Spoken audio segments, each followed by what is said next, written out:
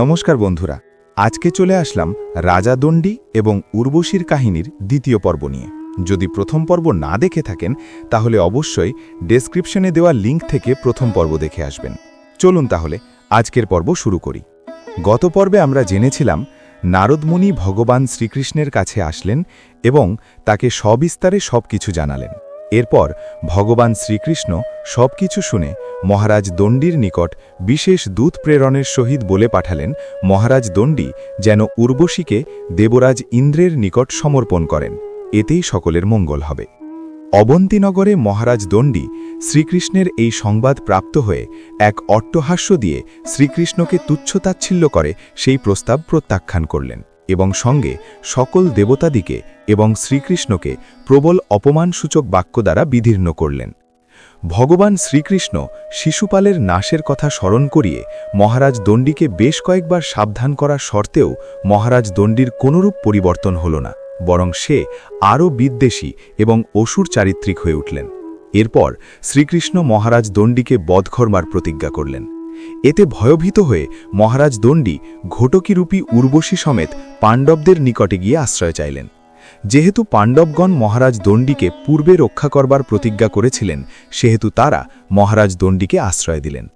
শ্রীকৃষ্ণ পত্র প্রেরণ করে সম্রাট যুধিষ্ঠিরকে মহারাজ দণ্ডীকে তার হাতে হস্তান্তর করতে বললেন, কিন্তু প্রতিজ্ঞার জন্য পাণ্ডবরা সে কথা মানলেন না। শ্রীকৃষ্ণের সহিত পাণ্ডবরা যুদ্ধ করতে উদ্যত হল। শ্রীকৃষ্ণও যুদ্ধ করতে রাজি হলেন। শ্রীকৃষ্ণ তার ত্রিভুবন বিজয়ী নারায়ণী সৈন্য নিয়ে যুদ্ধ করতে রওনা হলেন। সাথে কৃতবর্মা, সাত্তকীর মতো মহাবীরগণ, এছাড়াও মহাবলী বলরাম তার সমস্ত অস্ত্রশস্ত্র নিয়ে অগ্রসর হলেন। শ্রীকৃষ্ণ তার কৌমোদকী গদা সার্ঙ্গ ধনুক ধারণ করলেন। পথে দেবাদিদেব ত্রিভুবনেশ্বর মহাদেব আসলেন তার মহাত্রিশূল এবং পিনাক ধনুক নিয়ে এবং শ্রীকৃষ্ণের পক্ষে যোগ দিলেন। মহাদেবের সাথে আসলেন তার কোটি কোটি গণ, অনুচরগণ। এদের কেউ দ্বিপদ, কেউ চতুষ্পদ, কেউ বহুপদী, কেউ সিংহমুখী, কেউ ব্যাঘ্রমুখী, কেউ গোমুখী, মহাশক্তিশালী। দেব ব্রহ্মা তার সকল অস্ত্রশস্ত্র, ব্রহ্মশির অস্ত্র বহু শক্তিশীল নিয়ে, দেবরাজ ইন্দ্র তার সৈন্য সামন্ত নিয়ে বজ্রহস্তে, কুবের তার সমস্ত শক্তিশালী যোদ্ধাদের নিয়ে, রাক্ষসরাজ চিরঞ্জীবী বিভীষণ তার সমস্ত সৈন্যবাহিনী নিয়ে, স্বয়ং হনুমান, বরুণদেব তথা বাসুকী নাগ তার সমস্ত শক্তি দিয়ে শ্রীকৃষ্ণের পক্ষে হাজির হলেন। এই সংবাদ পেয়ে পাণ্ডবরা দুশ্চিন্তায় পড়লেন। তারা এই মহাবীরগণ দেবতাদের সহিত কি প্রকারে যুদ্ধ করিবেন সে বিষয়ে চিন্তিত হয়ে পড়লেন। সমালোচনার ভয়ে হস্তিনাপুর থেকে দুর্যোধনাদি এসে পাণ্ডবদের পক্ষ নিলেন। মহারথী কর্ণ, বীর ভীষ্ম, গুরু দ্রোণাচার্য, অশ্বত্থামা, মহারাজ দ্রুপদ সহ অনেক বড় বড় মহারথীগণ, রাজাগণ এগিয়ে এলেন পাণ্ডবদের পক্ষে। যুদ্ধে গেলেন সকলে মিলে। যুদ্ধ শুরু হল। এ যেন এক প্রবল যুদ্ধ, কেউ কাউকে ছাড় দিচ্ছেন না।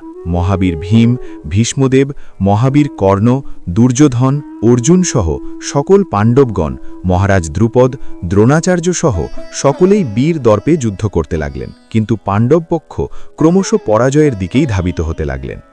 মহাদেবের মায়ায় মহাবীর ভীষ্ম, গুরু দ্রোণাচার্য আচ্ছন্ন হয়ে লুটিয়ে পড়লেন। দেবরাজ ইন্দ্র, ব্রহ্মাদেব মায়া সৃষ্টি করে কর্ণসহ অন্যান্য বীরগণকে পরাজিত করলেন। বলরাম দেব, শ্রী হনুমান সহ সকলে পাণ্ডব যোদ্ধাদের পরাজিত করলেন। এমন সময় শ্রীকৃষ্ণের সামনে আসলেন মহাবীর অর্জুন। অর্জুনের হাতে মহাশক্তিশালী গাণ্ডীব, অপরদিকে শ্রীকৃষ্ণের হস্তে মহাশক্তিশালী সারঙ্গ ধনুক। দুই মহাশক্তিশালী ধনুকের টঙ্কারে আকাশ বাতাস সমস্ত ধরাধামে কম্পন শুরু হল। শ্রীকৃষ্ণ এবং অর্জুনের মধ্যে শুরু হল দ্বৈরথযুদ্ধ। শ্রীকৃষ্ণ প্রিয় সখা অর্জুনের সাথে যুদ্ধ করতে লাগলেন। একজন আরেকজনের দিকে নারাজ, আগ্নেয়াস্ত্র, গরুরাস্ত্র সহ বিভিন্ন অস্ত্র সংহরণ করে যুদ্ধ করতে লাগলেন। সমস্ত দেবগণ, যক্ষ সকলে সেই দ্বৈরথ মহাযুদ্ধ দেখতে লাগলেন। অবশেষে অর্জুন শ্রীকৃষ্ণের দিকে মহাশক্তিশালী নারায়ণাস্ত্র এবং ব্রহ্মশির অস্ত্র প্রয়োগ করলেন। শ্রীকৃষ্ণ তার নিজ দেহে বিলীন করলেন। অতঃপর তাদের মাঝে দেবাদিদেব মহাদেব আসলেন এবং শ্রীকৃষ্ণকে তার প্রতিজ্ঞানুসারে মহারাজ দণ্ডীকে বধ করবার কথা বললেন। শ্রীকৃষ্ণ মহারাজ দণ্ডীকে বধ করে ঘটকীরূপী উর্বশীকে ইন্দ্রদেবের হাতে প্রেরণ করলেন। এরপর স্বর্গে গিয়ে উর্বশীর শাপমুক্তি ঘটল। অর্জুন তখন মহাদেবকে বললেন, প্রভু, আমি মহারাজ দণ্ডিকে রক্ষার প্রতিজ্ঞা করেছিলাম, এখন আমার প্রতিজ্ঞার কি হবে? তখন মহাদেব অর্জুনকে একবার ব্যবহারের বর দিয়ে মৃত সঞ্জীবনী মন্ত্র শিখিয়ে দিলেন এবং অর্জুন মহারাজ দণ্ডির প্রাণ পুনরুজ্জীবিত করলেন। মহারাজ দণ্ডী পুনরায় নিজের ভুল বুঝতে পেরে আগের মতোই মহান এবং ধার্মিক রাজায় পরিণত হয়ে অবন্তীনগর রাজ্যে ফিরে গিয়ে সুখে শান্তিতে রাজত্ব করতে লাগলেন। এই হল আদি পর্বের দণ্ডী উপপর্বের শ্রীকৃষ্ণার্জুন যুদ্ধ এবং মহারাজ দণ্ডির কাহিনী, যে কাহিনী থেকে আমরা ষড়রিপুর কুপ্রভাব এবং অন্যায় ও পাপ থেকে সর্বদা বিরত থাকার শিক্ষা পাই। তাহলে আজকে এ পর্যন্তই বন্ধুরা, আবার অন্যদিন অন্য কোনো কাহিনী নিয়ে আলোচনা হবে আপনাদের সঙ্গে। ততদিন সকলে ভালো থাকুন, সুস্থ থাকুন এবং চ্যানেলটির সাথেই থাকুন। পরিচিত সনাতনীদের অবশ্যই শেয়ার করতে ভুলবেন না। ভিডিওটি ভালো লাগলে লাইক, কমেন্ট এবং সাবস্ক্রাইবার করতে একদম ভুলবেন না। ধন্যবাদ সবাইকে।